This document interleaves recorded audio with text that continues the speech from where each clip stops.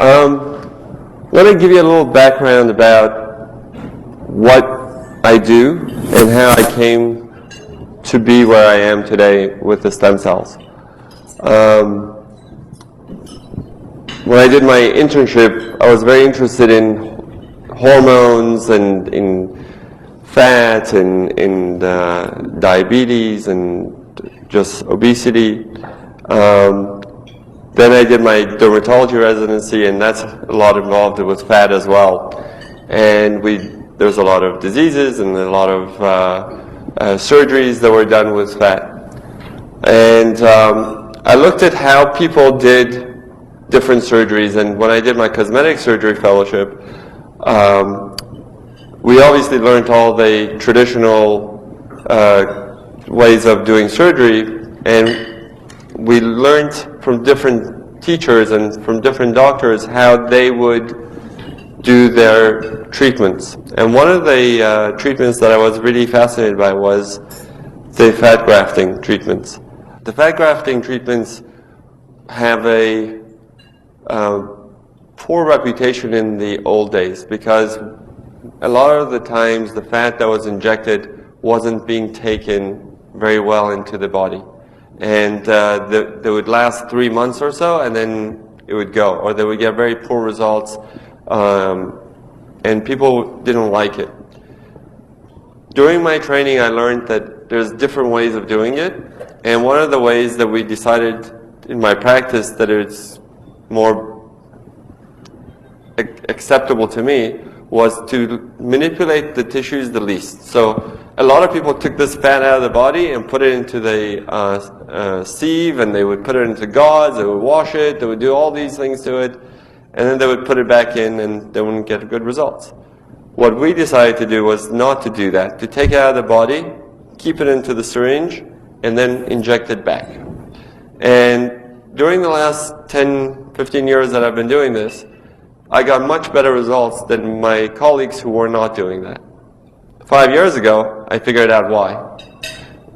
The reason that my fat was doing better and the way we were doing it, we were keeping the stem cells and we were injecting it. So we weren't getting rid of it by washing it away. So the stem cells were kept and were re-injected. So when we figured out that that's why our fat is taking better, I just went one step further. I said, why don't we just take the stem cells and double them, triple them, and inject it back to get the results. At the same time, we were using fibroblasts for doing grafts for wound care and for diabetes ulcers, and we did the same thing. We switched it from fibroblasts to stem cells from the fat. The stem cells from the fat are very unique. They're the most concentrated amount of stem cells of any body part. They are able to do many things that other stem cells are not able to do. They're able to become muscle, bone, cartilage. They're able to become the sheaths around the nerve endings without us having to manipulate them in the laboratory. That's how they're programmed genetically. That's how we're made. And the stem cells from other body parts, like the blood, the cord blood, they're not able to do the same thing. They generally become blood-derived products. So when we took these and we put it on the wounds, we saw that the wound is healing and the skin is getting better. And when we started doing the stem cell lift and we doubled and tripled our stem cells, we also saw that the skin was getting better. And let me show you some of these pictures so you see why it works, and then I'll talk about how this translated into what Juvenes is and why it works. Trying to get that. Okay, so here's someone who's lost volume in their face. A lot of times in the old days we used to think, oh, this is because she's got bags under her eyes. Well, everybody has bags under their eyes because that's the fat that supports your eyeball. Okay?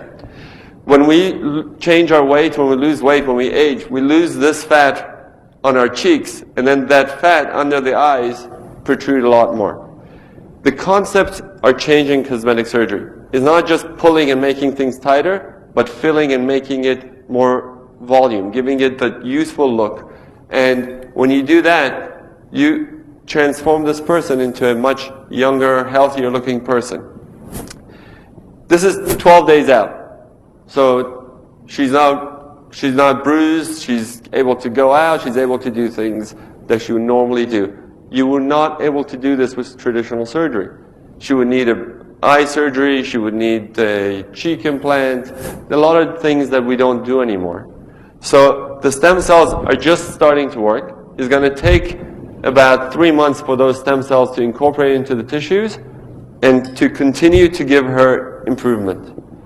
Here's another patient, and she's got a lot of hollowness here. She's an avid runner. She's a marathon runner. She has lost a lot of the volume in her face because she's just very athletic.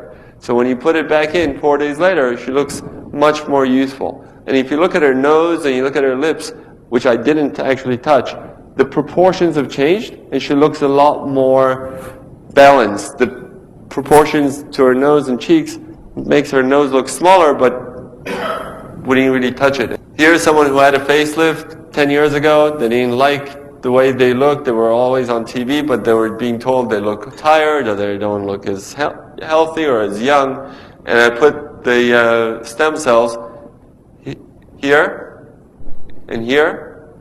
And basically, again, I didn't touch her lips and I didn't touch her nose. And she's much more youthful and much better. And this is 2 years out. So she's gotten very good results. She looks very natural. You wouldn't see her in the street and say she has had plastic surgery.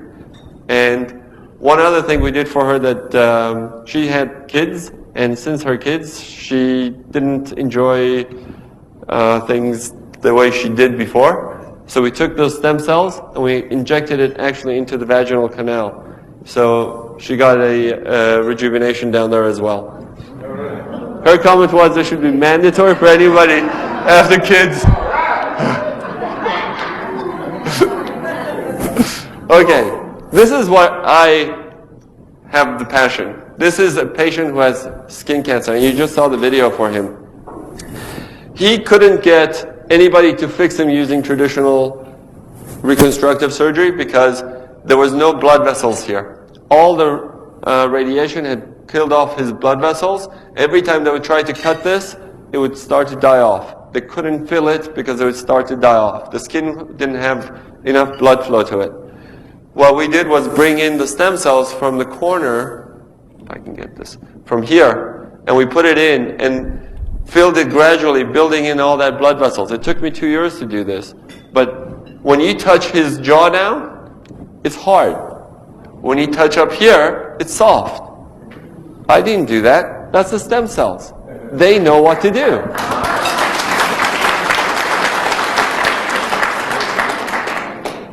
His skin was very damaged by the radiation. It looked terrible. His skin, you can't see it in the pictures very well, but his skin looks almost normal because of the stem cell treatments.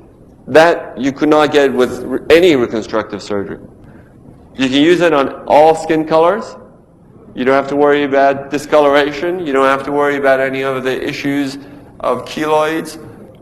Here's someone who didn't have a lot of jaw over here, and she wanted to get a jaw implant. And she came to me and I said, we can do this without doing an implant. And we did it with the stem cells, and this is right after. And I've seen her back a few times and she looks fantastic. I mean, it's her jaw. It will move the way and it will change with you over time. It will age with you. It will always look in proportion to your body. Here's another patient. She had some aging issues. She had lost some volume. But what really struck me was the skin. Look at the texture here and look at the texture here. That is just doing it with the stem cells. That's just how the stem cells communicate and tell the skin to rejuvenate. Here's somebody who has a lot of sun damage. She doesn't have a very good jawline. She doesn't have a very good jawline. Here we did the stem cells. She got her jawline back. Her skin here is much improved, but it's not a miracle. we're not going to go and reverse everything, okay? Her skin is better, but you will not be able to improve the skin and get everything like this while just doing a facelift. Because you would tighten it, you would make it tighter, but all these lines still would be there. Because these are creases in the skin. Lips, when we do the lips, they look good, and we did the laugh lines. So I'm just showing you how some people get less swollen, and some people get more swollen right after the procedure. Here, we can do it in men. In men it's great because there's no scars. You don't have to worry about hiding, the hairline and looking different. Men don't like to have anybody know that they've done anything. So we can do the hands. Basically, you can do any body part that you want. So the telltale side of any person is that they do their face and they don't do the hands. So I generally try to match the hands to the face so nobody can tell. The nose. Here's someone who didn't like her nose and had a little bit of loss of volume here, and she had everything fall down. And we did her nose and her under eyes, and everything got lifted. Her nose is straighter, but it doesn't look bigger because the proportions are changed. It actually looks smaller than over here. So everything is but proportions, volume. The whole concept is changing to this. And all this without any surgery. I mean, she got off the table and she went. She was my nurse. She went back to work. Yeah. Exactly. And that's how we got to here. By doing all those treatments, we saw how the skin got better. By doing the burn victims and doing the ulcers, we saw that the skin is getting better and it's healing better. And in the laboratory, when we were growing all these cells, we saw that these cells communicate with one another. And when we look back into all the clinical and data that we have, and we look back into the studies done on different things, I don't know if you guys have heard of Lattice and all these eyelash things that they came out. They're basically all because of prostaglandins. Okay, they took all these things that the cells produce, and they said, oh, this one does this one does this, and it's all chemical reactions. So here we took Luminesce in the laboratory. The cells that we put in are stem cells, and when you put them in the laboratory, they're talking to each other. When they're talking to each other, they use a language called chemical language. Our bodies use chemical language to talk to each other. Our cells use the chemical language. We use words, and our cells use chemicals. Those chemicals include cytokines, interleukins, prostaglandins, growth factors, and all these basically language materials that were being produced in the laboratory by these cells. We took them and we bottled it. So there's no cell in here. This is not a live tissue, but this is a live product. Okay? There's a difference. There's no cells in here, but everything that's in there is produced by a cell. And when you grow these things in the laboratory, no two cells are alike, just like no two people are alike. So every time we grow them, we're going to have different batches. Every time we do a cycle in the laboratory to get these stem cell products, we're going to have a little bit of variation. Not a lot. They're still within the norm. We've tested it to make sure that we have enough of everything. But there is a little variation from batch to batch. And that's why if you look at these things, it may be a little bit redder, maybe a little bit this way, maybe a little bit that way. But it is a live product.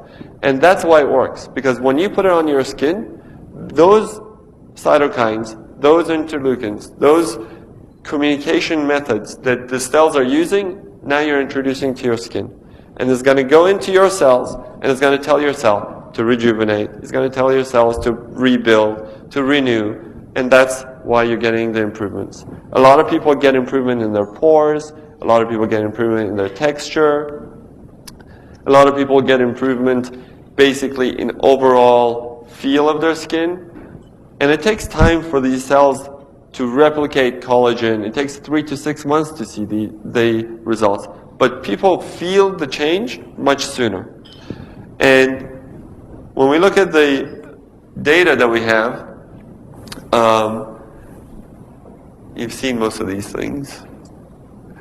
So people saw, 88% saw that their skin got better, 75% saw that the texture was smoother and nicer, 70% saw that there was firmer, but that takes a little bit longer, and the fine lines got better. Not the deep lines, the creases that I showed you that I couldn't even do with surgery, but the fine lines will get better.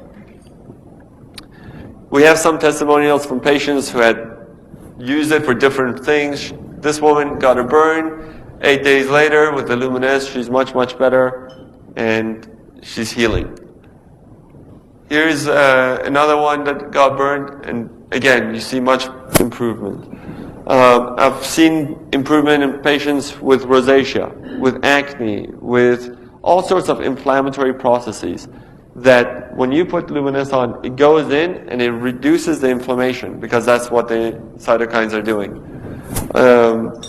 They interact with your cells, reduce the inflammation, and improve your skin. So that's where we are today with Luminous. The next project which we're working on is using the stem cells to make the rest of the skin product line so that we can do more things with it, since this is going to do most of the basic things that we want to do, but it doesn't do exfoliation, it doesn't do sunblock, it doesn't do all the other things that are necessary for good skincare, and that's going to be coming in the pipeline.